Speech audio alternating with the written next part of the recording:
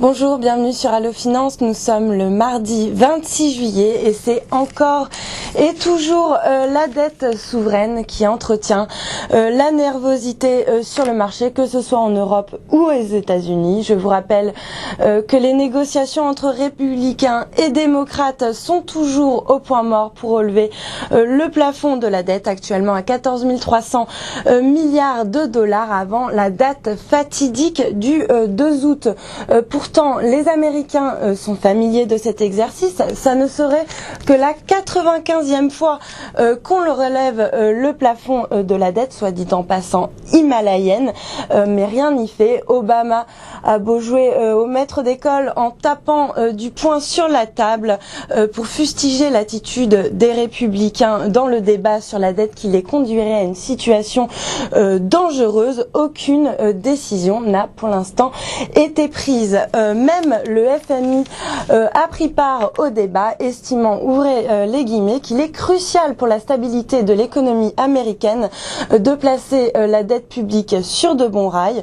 L'institution souligne par ailleurs l'urgence à la fois de relever le plafond de la dette, mais également de définir les détails d'un plan global de consolidation sous peine d'une perte dangereuse de crédibilité sur les marchés financiers. Alors vous l'avez compris, la situation est donc potentiellement explosive pour les marchés si aucune décision claire et précise n'est engagée, d'autant plus que le temps joue contre eux, car à partir du 2 août, dans exactement une semaine, les États-Unis seront purement et simplement en défaut de paiement. Alors pourquoi est-il si difficile de parvenir à un consensus sur le relèvement du plafond? Alors tout simplement parce que ce débat revêt une forte dimension politique à un an d'une échéance cruciale. Je parle bien sûr des élections présidentielles. La question de la dette abyssale et plus encore les moyens qui seront mis en œuvre pour la réduire seront une thématique prédominante dans la campagne présidentielle. Le désaccord persistant sur le relèvement du plafond de la dette sert tout simplement de prétexte pour évaluer les rapports de force politiques entre républicains et démocrates et signe quelque part l'ouverture de la pré-campagne présidentielle.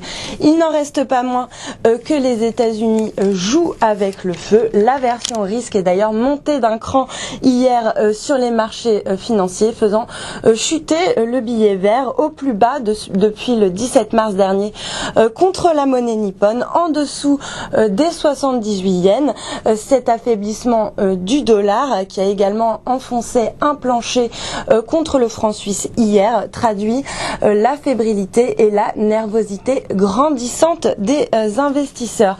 De l'autre côté de l'Atlantique, l'accalmie des marchés grâce au plan de sauvetage grec aura été de courte durée. Il aura fallu 48 heures seulement au marché pour s'apercevoir que les risques de contagion de la crise grecque à d'autres pays comme l'Italie ou l'Espagne étaient loin d'être dissipés. Hier, l'Italie était particulièrement malmenée sur le marché obligataire avec un taux à 10 ans qui s'est dangereusement rapproché de la barre des 6%, seuil à partir duquel la maîtrise de la dette est mise à rude épreuve. L'Espagne était également dans le collimateur des marchés avec également des taux obligataires sous pression, alors que parallèlement l'ensemble du secteur bancaire européen a été fortement chahuté en bourse.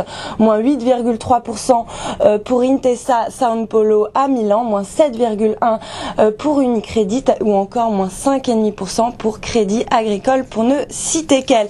Beaucoup de tensions donc et de nervosité des deux côtés de l'Atlantique, surtout en zone euro, à tel point que beaucoup d'experts craignent que le plan de sauvetage ne suffise pas à endiguer une contagion de la crise souveraine aux poids lourds de la zone euro, pas seulement l'Irlande ou le Portugal, on parle désormais de l'Italie, voire même de la France.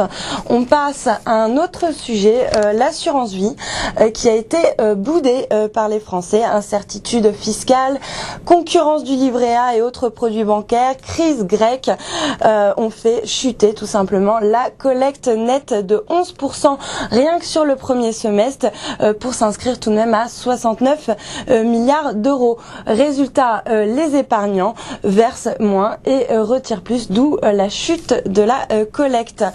Apple m'a tué. C'est ce que pourrait dire BlackBerry après une alerte sur résultats au mois de juin et des perspectives pour le moins décevantes pour l'ensemble de l'exercice 2011-2012.